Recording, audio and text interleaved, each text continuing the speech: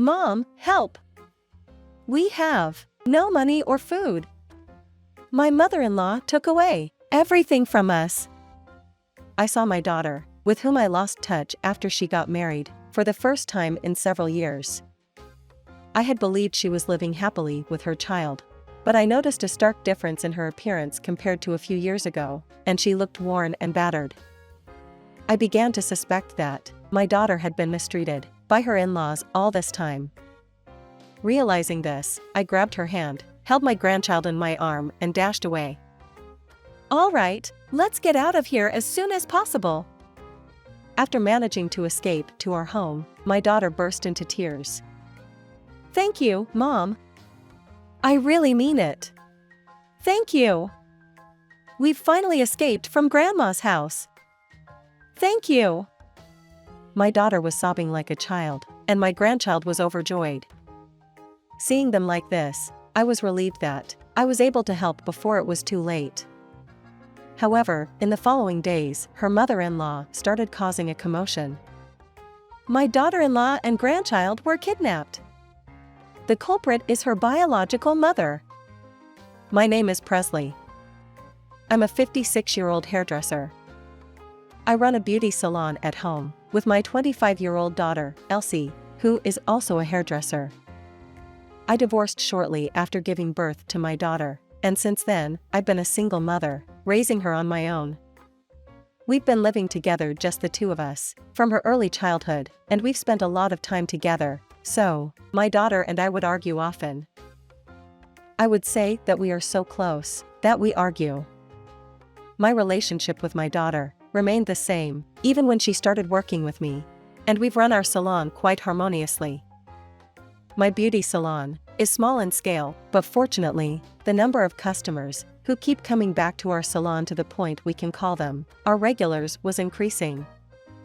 Some of our regular customers even cared how we were doing every time they visited, and we were grateful for that. During this time, my daughter got close to a male regular customer and started dating him. He's a polite 31-year-old gentleman, and I had a good impression of him. While the age gap between him and my daughter concerned me a little, I thought his understanding nature might be a positive aspect. I was rooting for the relationship between them, who seemed to share a certain resemblance in their personalities. Their relationship progressed smoothly, and after about a year of dating, they got married. After they got married, my daughter left my beauty salon, moved out of my house, and started living with her husband at his family's house. Worried about how she would adapt to living with her in-laws, given that she had always lived with just me, I frequently contacted her. Elsie, how are you doing? Are you getting along with your mother-in-law? I'm okay. She's really kind to me, and I'm doing my best with the housework. Mom, you worry too much. According to my daughter, she was getting along well with her mother-in-law. Her voice was cheerful when she told me that, so I felt relieved for the time being. Before long, my daughter became pregnant. The following year, she gave birth to a healthy and lively baby girl named June. After giving birth, my daughter started coming to our house with June frequently. The newborn grandchild was tiny and adorable, truly a sight to behold, and our days were filled with joy. We believed these happy days would continue, but one day, tragedy struck. And that turned our lives upside down. It happened when my grandchild turned 1 year old. To our shock, my daughter's husband was involved in a traffic accident. He was injured pretty badly, and he passed away. My daughter was devastated by the sudden loss of her husband. I couldn't simply say cheer up to my daughter, who has lost her beloved partner and left behind with a young child. All I could do was gently stroke her back, offering solace. While I wished we could live together to provide more support, my daughter had married into her husband's family. I couldn't be there for her every day, which worried me, so I decided to at least maintain frequent contact to let her know I cared. However, since then, it became increasingly difficult to reach my daughter on her phone. Oh dear, she hasn't even read my message. She isn't answering calls either. I wonder if she is okay. In the past, when I sent a message, my daughter would reply by the end of day at the latest, but recently, several days passed, with no indication that my messages had been even read. Furthermore, after a few days, she would send just a brief response, and she never answered the calls. It was so uncharacteristic for my daughter, who is talkative and punctual. I began to worry if she was struggling with her husband's death. So, I decided to call the home phone at their house. However, when her mother-in-law answered the phone, her attitude was curt, and she wouldn't pass the phone to my daughter. "Hello, is this Peggy? I'd like to speak with Elsie. She is at work. She's busy because she has to work as much as my son would have. If it's not urgent, please call back later."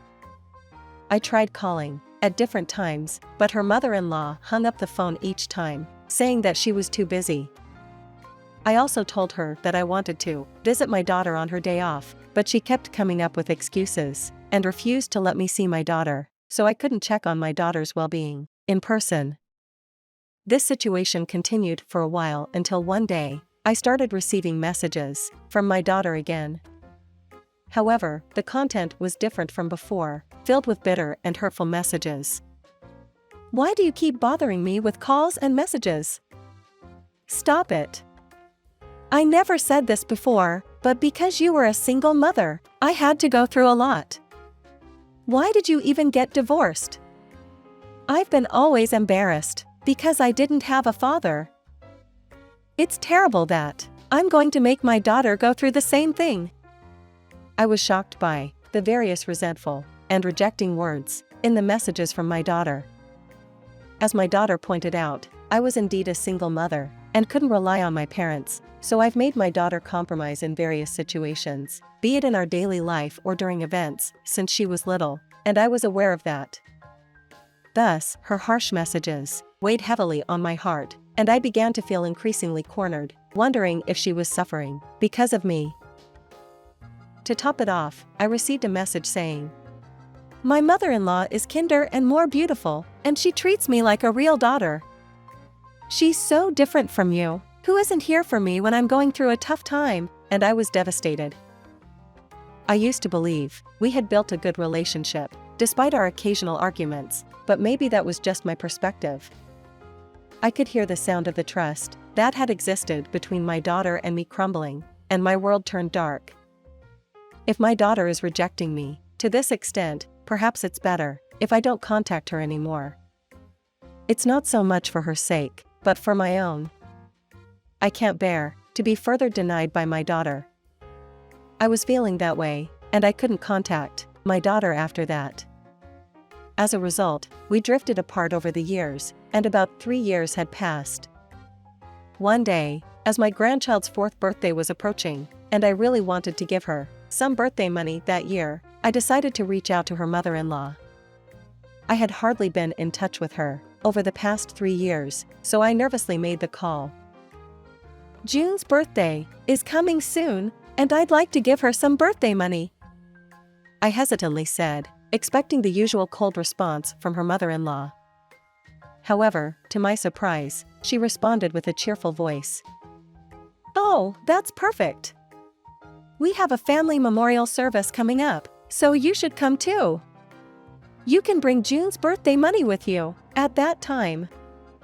Even though my daughter doesn't like me at all anymore, I still yearn to have a proper conversation with her. I hoped that, during the memorial service, I might find a moment to talk with her, even if it was just for a short while. With these hopes in mind, I decided to visit her in-laws' house, for the first time in several years. Then came the day of the memorial service. As I nervously entered her in-laws' house, I saw my daughter and grandchild for the first time in years. My grandchild had grown considerably, and it brought tears to my eyes. I desperately wanted to rush to my grandchild and embrace her, but her mother-in-law, standing alongside my daughter, insisted that we should first participate in the memorial service, and guided me to the hall, where the memorial service would take place. Meanwhile, my daughter avoided looking in my direction, keeping her face turned away from me, and stayed close to her mother-in-law. My grandchild was standing quietly next to my daughter, holding a teddy bear in her arms with great care. I was sad to realize once again the depth of the rift between my daughter and me, as she didn't look at me or speak to me at all. After all, my daughter probably hates me so much that she no longer wants to talk to me or see my face. My grandchild, having last seen me when she was just over 1 year old, likely doesn't remember me. However, no matter how much my daughter dislikes me, she is still my precious daughter, and my grandchild is my precious first grandchild. I couldn't bring myself to dislike them, and I eagerly sought any opportunity to talk to them. Unexpectedly, that chance came sooner than I anticipated. When I arrived at the hall for the memorial service and took my seat, I casually scanned the room. To my surprise, my daughter, who had silently taken a seat, looking down in the relatives section away from me, hurriedly approached me with my grandchild when her mother-in-law momentarily left her seat to greet other relatives. As I was at a loss for words, because I was stunned by my daughter's sudden action, she whispered to me, "Mom, help! We don't have money or anything to eat. My mother-in-law took away everything from us." What? As soon as my daughter, who I thought that hated me, spoke to me for the first time in a few years, she told me something I had never expected. My mind went blank, and I inadvertently stared at her face. When I looked closely at her, she appeared visibly worn out and in tatters compared to several years ago. The happy demeanor she had shortly after giving birth to her child was nowhere to be found. Her desperate expression, as she spoke to me, left no room for doubt. Perhaps my daughter had been mistreated at her in-laws' house all this time. Could it be that the many harsh messages she had sent me were not her true feelings, but something she had been forced to say by her in-laws? Realizing this, I felt a rush of blood draining from my entire body. I don't deserve to be a mother, as I didn't notice my daughter's situation sooner. Why hadn't I realized that something was wrong when the tone of her messages changed? I blamed myself, but more than anything, I had to rescue my daughter and grandchild as soon as possible. Driven by this determination, I grabbed my daughter's hand, held my grandchild in my arm, and dashed to my car in the parking lot. "All right, we'll talk later. First, let's get out of here as soon as possible." We were running toward the car, and we were almost there when we heard her mother-in-law's angry shouts from behind. "Wait! Where do you think you're going, you little thief?" As I opened the car lock, I glanced behind me, and I saw her mother-in-law approaching with a demonic expression. Her appearance, to say the most, was far from the kind and beautiful mother portrayed in the messages that my daughter had sent to me. This was indeed her true nature, and it was clear that my daughter had been mistreated by her all along. "Elsie, get in quickly! Hold on tight!" Perhaps my daughter was frightened by her mother-in-law's shouting, and she momentarily hesitated, so I pushed her into the car and floored the gas pedal. Her mother-in-law was chasing after us with a contorted face in anger, shouting something at us, but she couldn't keep up with the speed of the car, and before long, she was out of sight. As we have managed to escape from her mother-in-law before she caught us, I let out a big sigh of relief. Phew! We managed to get away somehow. "Elsie, are you okay?" Turning around to check on my daughter and grandchild in the back seat, I asked. My daughter, who had been expressionless until then, burst into tears, with her face crumpled. "Thank you, Mom. I really mean it, thank you. We've finally escaped from Grandma's house. Thank you." My daughter was crying like a child, and my grandchild was overjoyed. Their emotional outbursts brought tears to my eyes, and I got out of the car to embrace them tightly. It seemed that they had been in an even more perilous situation than I had thought. While I was thinking about that, I held my daughter, who was sobbing, patting on her back to calm her down. After a while, when she had calmed down and seemed ready to talk, I asked her to explain the situation up to that point. It seems that after my daughter's husband passed away, my grandchild was taken hostage by her mother-in-law, and my daughter was forced to work like a slave, from morning till night. During the day, she was literally being exploited at a beauty salon owned by her mother-in-law's friend, and at night, she was responsible for all the housework. What's more, she mentioned that her mother-in-law took her money she earned from working at the salon. As for the harsh messages I had received from my daughter, over the years, it turned out that they were sent by her mother-in-law. She tried to drive a wedge between us by sending harsh messages to me from my daughter's phone. I had fallen into her mother-in-law's trap, was devastated for nothing, and drifted apart from my daughter. After I heard the truth from my daughter, I was enraged by what her mother-in-law had done. Her mother-in-law not only made my daughter work hard, but also isolated her, and made us drifted apart, so she had no one to turn to. I couldn't forgive her. The more my daughter shared, the deeper the wrinkles between my brows got. As my daughter saw that I was trembling in anger, clenching my fists, she chuckled. "Thank you for getting angry for me, but don't worry, Mom. I haven't just been harassed, and I've been preparing to get back at her." It appeared my daughter had secretly recorded evidence of her mistreatment, such as the abusive language her mother-in-law directed at her, in a diary. She had been enduring exploitation and exhaustion while quietly getting ready to fight back. In addition, she proudly patted the stuffed animal my grandchild had been holding, and said, "Actually, I've hidden a voice recorder inside this stuffed animal. I've recorded every single insult from my mother-in-law. All of it." I had no idea that there was such a mechanism in the stuffed animal that my grandchild was holding. Even though she's my own daughter, I couldn't help but admire what a strong girl she was. While listening to my daughter talk about her plan for revenge against her mother-in-law, I asked about something that had been on my mind.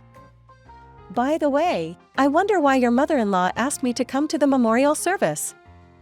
You've been married for years, but she had never invited me before. Elsie, do you know anything?" My daughter responded matter-of-factly, as I was puzzled. "Oh, that? Well, Mom, she wanted your money. You said you'd bring birthday money for June, right? But she wasn't planning to give that money to me. She was going to keep it for herself." She laughed and pointed out that such conversations were also recorded with the voice recorder. My daughter seemed far more at ease than she did right after we reunited. After I heard the full story from my daughter, we headed straight to the police station after escaping from her in-law's house. Anticipating that her mother-in-law might perceive it as my daughter and grandchild being kidnapped by their real mother, we decided to file a report stating that my daughter and grandchild, who had been abused by her mother-in-law, ran away from her in-law's house. To ensure that I wouldn't be treated as a kidnapper, the police officer in charge of our case was gentle and kind. When he said, "You've endured a lot until now," my daughter cried once again. After the police questioning was completed, I decided to have my daughter examined at the hospital, just in case, as I was worried, since she looked so thin. She was diagnosed with malnutrition, and she needed to visit hospital regularly to be treated gradually. Given that she hadn't had proper meals for years, my daughter's body required a gradual adjustment to eating regular meals again. Luckily, my grandchild was in good health, with no particular issues. I was a little bit relieved, as it seemed her mother-in-law hadn't abused this young child. As expected, after we left the police station for the hospital, her mother-in-law reportedly showed up at the police station. She said, "Despite the resistance, my daughter-in-law and grandchild were forcefully taken away by her real mother. They are being threatened by her and won't be able to fight back, so I want you to help me get them back." And she spoke ill of me extensively, desperately pleading to get my daughter and grandchild back. However, since we had already reported to the police and had gathered evidence of harassment, the police found our story more credible and chose to believe our account rather than her mother-in-law's. She was enraged at the police's decision. She said, "What? You believe what that woman says? Don't be foolish." She was furious and her face turned red as she lashed out, saying not to believe the words of the kidnapper. However, when the police officer mentioned that they have the evidence of her harassment against my daughter, she made a slip of the tongue. "It's her fault. It's only natural for a daughter-in-law to work for her husband's family. She wasn't doing it right, so I just didn't give her meals. That's all. I'm not guilty of anything." Her mother-in-law, upset by the attitude of the police, made a statement, admitting that she had been abusing my daughter. With her confession and the medical diagnosis of malnutrition from the hospital, the evidence was in place, and she was arrested for assault. Even until the end, she continued to insist that it was all wrong, that she was not at fault, and that her daughter-in-law, who was incompetent, and her biological mother, who was a kidnapper, were at fault. Subsequently, she was ordered to pay a substantial amount of compensation. Since she received a suspended sentence, she didn't have to go behind bars. However, rumors spread throughout the neighborhood like wildfire, and the fact that she had been arrested for assault became common knowledge among everyone in the town. "I heard that lady over there got arrested. She'd been bullying her daughter-in-law for years, they say. Scary." As everybody in the neighborhood gave her a cold look, and she was excluded by everyone, she eventually left town. After visiting the hospital several times, my daughter made a full recovery. She regained her strength and was able to resume her normal daily life without any issues. My grandchild attends the nursery every day. "June didn't smile like this when we lived in my in-laws' house. My mother-in-law must have put her through some tough times. Thank you again for rescuing us, Mom," my daughter said earnestly, and smiled. Her face was fuller, and her complexion had improved compared to when she fled her in-laws' house. Seeing my daughter's face, I felt truly relieved. When my daughter was emotionally stabilized, she began working at my beauty salon again. With our strong bond rekindled, we are living together harmoniously as a family of 3.